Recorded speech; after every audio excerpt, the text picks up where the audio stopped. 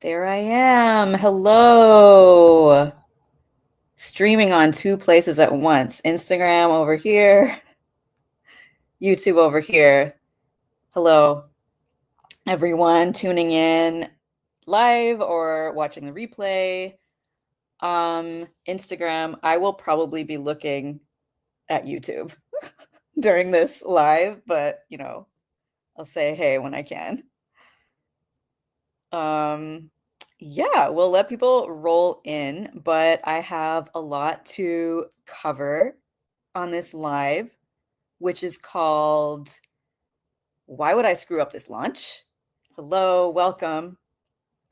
So I'm just going to get into it, and folks can join or watch the replay later. Okay. First, let me greet you all with my signature greeting. Greetings, good listeners. Welcome to Magical Reality TV for the Revolution. I'm your host, Shanga Tagore, Artistic Director of Otherworldly Giants. And this live show is the first episode of a 2-week mini-series that we're calling The Truth About What Art Can Do in Times of Genocide. So these 2 weeks, which is January 22nd to February 5th, I'll be on these lives multiple times per week, and I'll be sharing live script readings from unpublished scripts from this Magical Reality TV series in development, and the theme of what art can do during these times we're in. Genocide, escalating fascism, collapsing capitalism, climate crisis. From the perspective that I carry as a ceremonialist, we also see this time as one of great world reversal. This is a great planetary shift that many elders across diverse traditions have prophesized for generations, and we're right in the middle of it. So we know this isn't just a time of genocide. It's also a time that we rise and shine our ancestral gifts, our cosmic and planetary technology, and our sincere holistic healing including the ways that we have to confront the systems that are killing the planet as they exist within us. So, it's a time of immense, deep grief, but we find our heartfelt purpose and our advocacy that emerges from the depths of our grief. So the purpose of this 2-week series is to share my storytelling medicine with you. And what the medicine does, it's designed to unlock the path of thriving, right? That we have to protect and experience for ourselves, especially during these times. So, many of you might know me, some of you might not know me. So I've been creating this magical reality TV series for about 2 years on my podcast, which is Otherworldly Giants, the Divination channel. But this 2-week series for me personally is about reintroducing myself and the work that I do to the world, because I'm opening my heart to a new chapter in life. And it's still really painful to say goodbye to my previous life.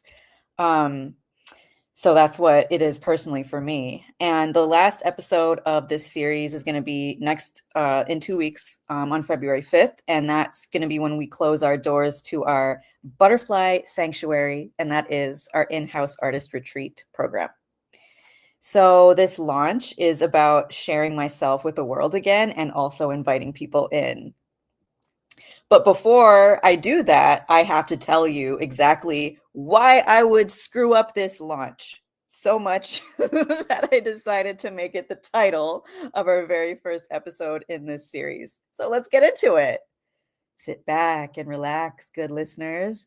This episode is called Why Would I Screw Up This Launch? Or Storytelling as the Ever Unfolding Breath.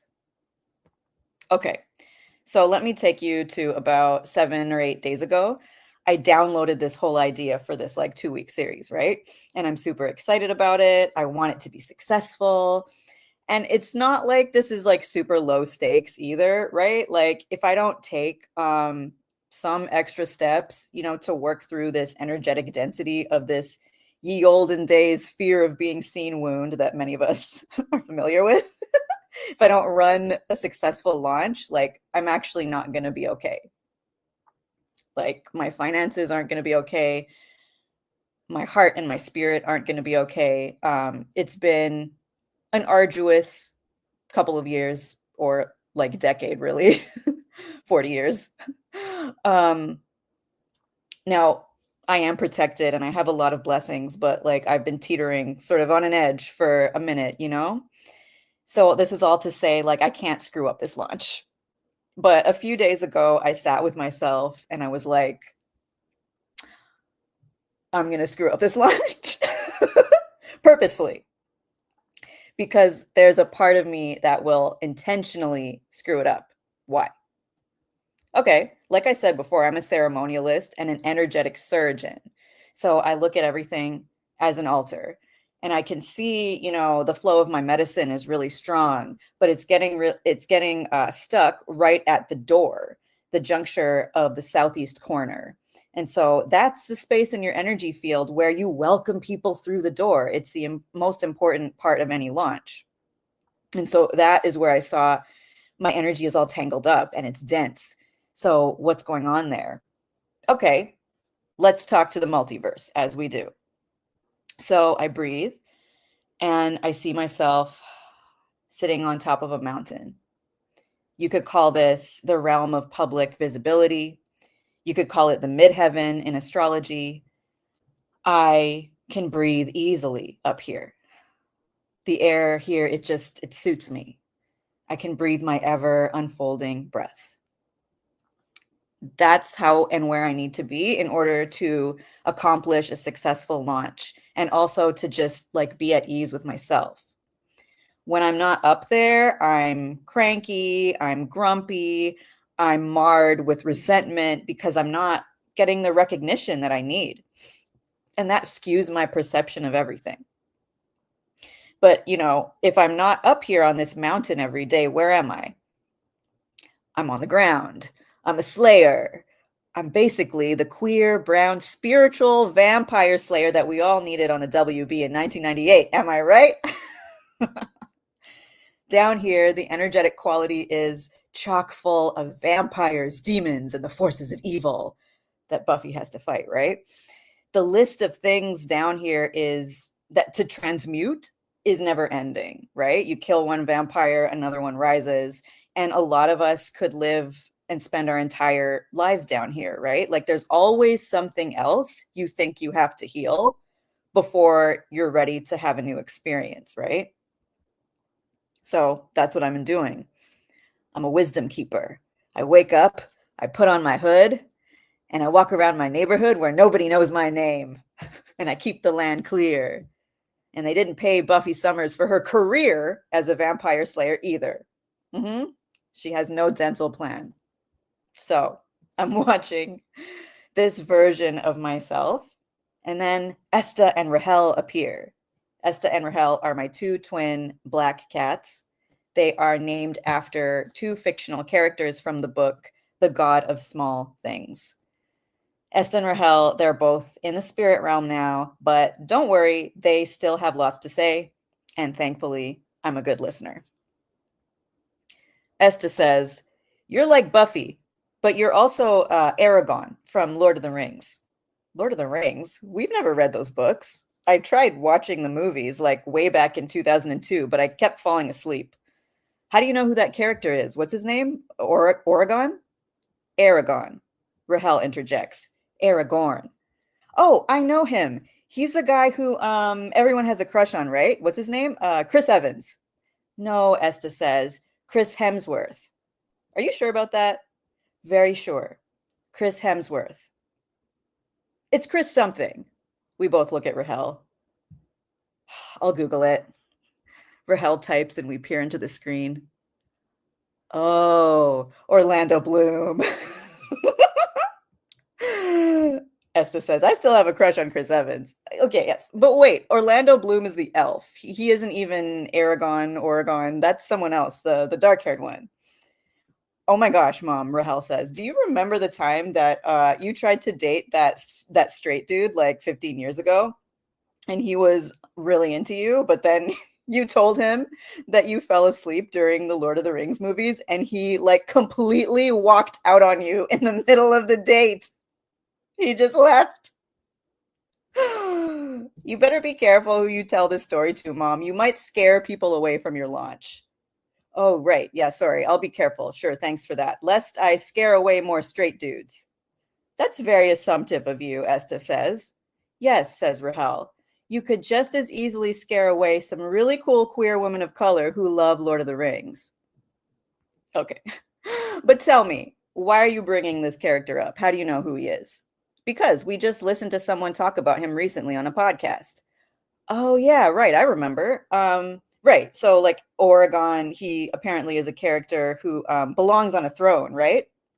And you might say that he the throne is a symbol of the top of the mountain, right? And he's a good ruler, a benevolent ruler, but he's not sitting up there either. He's more like a ranger, right? He takes care of the land. He's does his thing like hunting demons in the underground. He's like you, he's a slayer. But the whole kingdom is corrupt because he's not sitting in his seat of power. God knows what else is more than happy to sit in that empty space and do all kinds of weird shit if you're not sitting there. Meanwhile, if you just went up there and sat in your seat, you could have such a bigger impact. You could make real powerful change in one fell swoop, more than you could ever do exhausting yourself day in and night fighting vampires down here. It's like the Lion King, right? When Scar was ruling the kingdom very badly. And Simba was just like, what? Like farting around with Timon and Pumbaa, eating grub all day? Sound familiar? The three of us give each other a look. Oh, we don't know anything about that. Okay, so I take another breath. I seek to look at the deeper internal problem, okay? I travel from the multiverse into the energy field of my subtle body. There he is, the hooded wisdom keeper, the vampire slayer, Oregon, Aragon, whatever his name is, he's me. I see him sitting at the bottom of a giant canyon, red and brown rocks towering into the sky, surrounding him in perfect protection.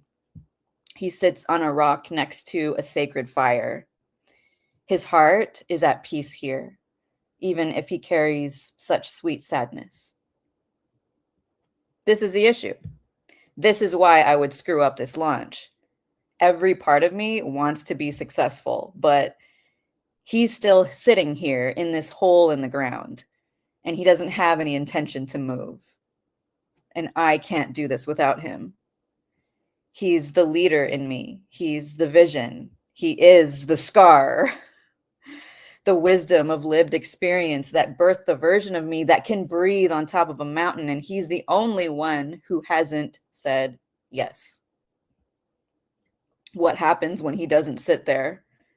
All sorts of weird shit. Try and sit there instead. And then we fuck up things that are most important to us, like this launch.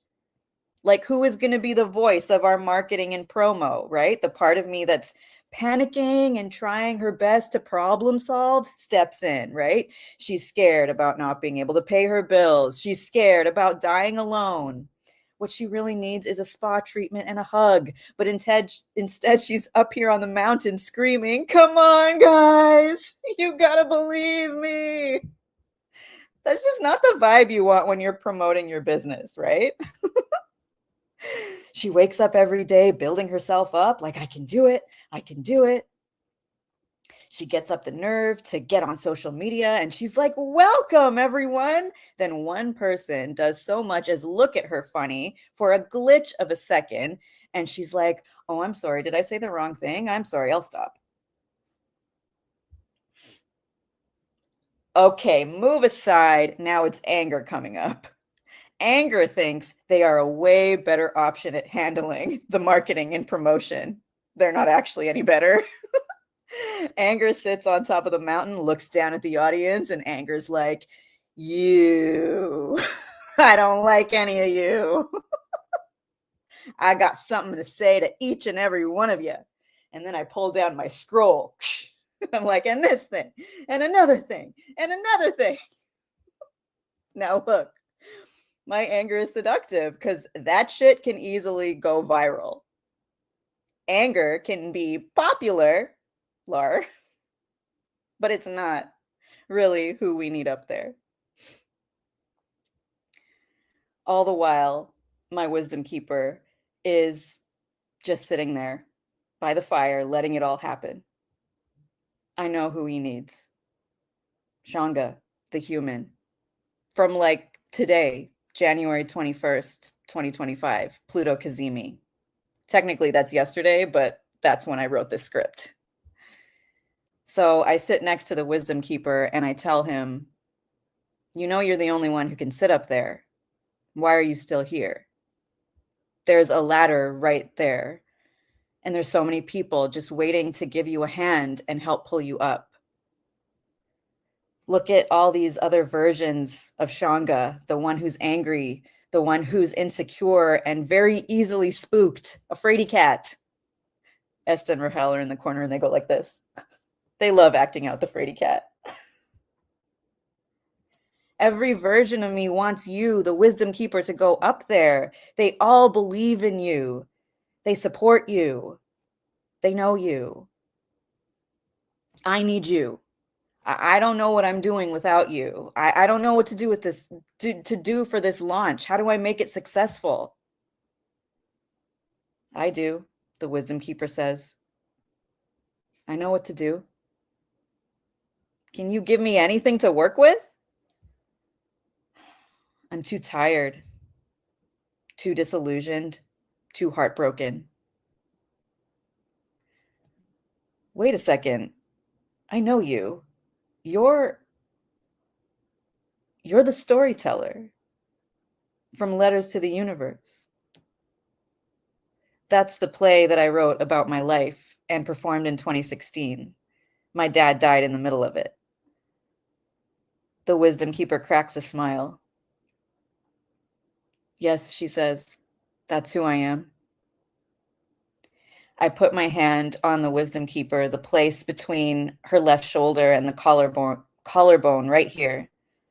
And that's all I need to touch in order for the tears to come. The water spills, it flows. Now, it's not that the storyteller / wisdom keeper hasn't been using her voice. She has. She's been working hard in the garden, growing beautiful, bountiful flowers. But when the stories are finished, she doesn't take them out into the world. Instead, she holds them very close to the chest. She sits here in the soil, in the mud, weeping over the flowers, laying them in the arms of the earth, hanging out in the sweet company with the bees and the butterflies, the small things. These small things, they mean everything to her. She's holding them, rocking back and forth, repeating through her tears. Nobody wants to share this with me. Nobody wants to share this grief. Nobody does. You're wrong. Whoa, who is that? Oh, it's my future partner. How long have you been here? Esta and Rahel are now in the corner with those heart-shaped eyes. You're wrong, my future partner says. And then he starts weeping too. All I want is to share this with you. This part. It's all I've ever wanted. I grow flowers too, and I don't want to keep mine to myself. What's it going to take for you to say yes to me? The person you've been praying for? How can I give you the flowers that I don't want to give to anyone but you if you don't let me through that door? As we sit here in this hole in the ground, we notice the energetic grid is glitching. How much longer is this place going to last? I ask the wisdom keeper. She replies, not long. What's going to happen if it collapses while you're still here? It'll kill me. Yeah, there have been a lot of times that I've picked myself up after a fall from grace, but I won't this time. When it crashes down, I'll try for a second and then I'll give up for good. I won't get up again. Then what was all this for? Everything you survived? You fought the 6-headed, multi-dimensional Hydra and you won. You endured the full collapse of your celestial relationship DNA. You made it through every dark night of the soul. For what? Only to die here, now, at the precipice of all your dreams coming true? What were you fighting for? For them? So others may live? To give my animals a good death? So you, Shanga, the human, could still know them the way that I do, across worlds, across veils. I did my job. Okay, I'm sorry, that's beautiful, but we've been over this again and again. For generations, the wisdom keeper's only role was to protect the medicine and then pass it on. But this time, it's different. Your job this time isn't only to make sure that others can have the dream, you get to live in it this time. I need you to live. Do you, though? What? Are you sure about that? What? You're scared of me. You're scared of my power. You're scared of how famous I could get just by sharing my voice. You're scared of my inherent success. Because it's your life that's going to have to change. Because of me. See, this whole energetic grid might collapse on me, and there might be a ladder over there, and there might be a lot of hands to help me out, but those are only pieces of the story. The truth is, the only hand that could really pull me out of this hole is yours.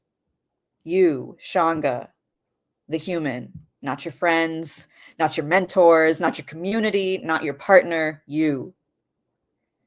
Yours is the only hand I need. If I don't get out of here, it's because you let me die. It's my celestial blood on your hands. I look at my hands, the pink, gold, purple, and blue stardust glowing from my palms. You're right. It's me. So what happens next? Fuck if I know. You're gonna have to stay tuned to this launch and find out whether or not I actually screw it up. Okay. So that was the episode, folks, but I'm not just a storyteller, I'm a storytelling surgeon. So what I'm going to do now is pull out some of the ancestral medicine embedded in the script, right? All designed to help us build more power on this path of thriving. So there's some principles of ancestral artistry I want to highlight, right? When we're creating and launching new offers or whatever, it brings up blocks that we have to work through, right? And so often as creators, we try and solve these problems in ways that are like overly linear, like 5 steps to work through your blocks, right? And achieve a successful launch.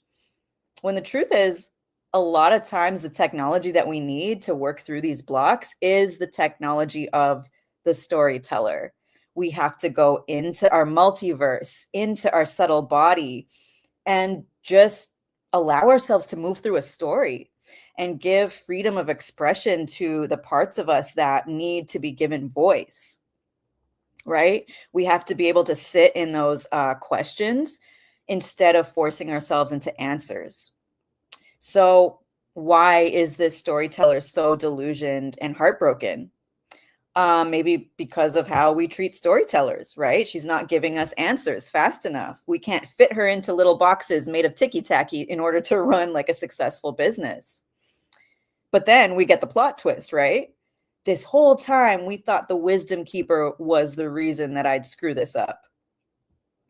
And if you've been listening to my podcast, you know that I have multiple episodes where I land in this like existential crisis, right? Like, I don't know if I want to be here. I don't know if I'm going to get out of this hole. And again and again and again, the wisdom keeper rises and she says, no, I want to live. So that's like the exact like plot archetype journey that we went through in our very first episode of the podcast called Gold. And we did it again in episode 4 called Self Full. And then we did it again in episode 5 called Virgo Midheaven. And then again on my 40th birthday episode, The Wolf Who Stopped Time, right? The play that I wrote in 2019, Pluto, like one of the last lines of that play is, I want to live. And the magical spell underneath the play that I wrote during my dad's death was simply, I want the life that I came here for. So like we completed that ritual in 2016, 2017. It's already done. And I keep visiting this as like the problem. But here in this episode, we discover it's not the problem. The wisdom keeper isn't the one who's going to screw up this launch. It's the human. Oops. She's the one who's going to let the wisdom keeper die. Why? There's your study question for today. I turn it to you. Travel with this one, meditate, discuss. If you want to share your thoughts with me, please do, comment below on, this post or other posts that we're going to be sharing on Threads. If you have my phone number, you can send me a voice note with any thoughts or reflections. And if you don't have my phone number, you can just send me an email. You can send me an email or you can send me a voice note via email too. And we'll put all the info you need in the show notes. And to end, I just want to speak briefly about this notion of storytelling as the ever unfolding breath, right? So every episode in this series that we're sharing like functions in that storyteller technology as an ever unfolding breath. And so in every episode that we share, we're going to breathe it out more and more. And it's medicine, it's energy healing, right? And so I want listeners to get the most out of this medicine. So when you listen to the stories, you can meditate on like, what do you really need, sincerely in your heart for your personal thriving, and what are your dreams for full planetary thriving. So through sharing this storytelling is breathing, we are creating an altar, okay, and a prayer garden. So you can speak what you need out loud while you listen, or you can type it in the chat or comment on the posts. Um, and by doing this, you're weaving your journey with ours, and you're adding the seeds to the garden. And so at the end of these 2 weeks, or in divine timing, I'm going to take all of the energy that we conjure here. I'm going to take this altar, and I'm going to take it to my beloved friend who is Lake Ontario, or Nigani Gichigami, which is its indigenous name, on the land that I'm currently on, Takaranto, which is Dish with One Spoon territory. So we're going to take this altar and all of our prayers, and we're going to offer it back to the land, in deep solidarity and service to the healing of the planet as a whole. Um, and, in my experience with this lake, she is one of the most powerful bodies of water I've ever known, even though to many she might be just a small thing. All right, so that's it for today, good listeners. If you're just finding us, sign up for our email list to keep updated on all our episodes, and feel free to share far and wide, and check out all the notes in the show notes. And until next time, be brave, be a giant. And I'll let our theme song take us out.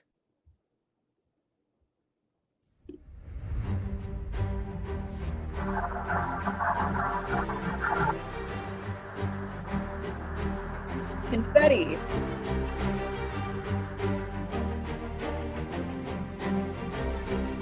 We'll end here on Instagram Live. If you want the theme song, you can watch later on YouTube. Bye. I can figure out how to end this.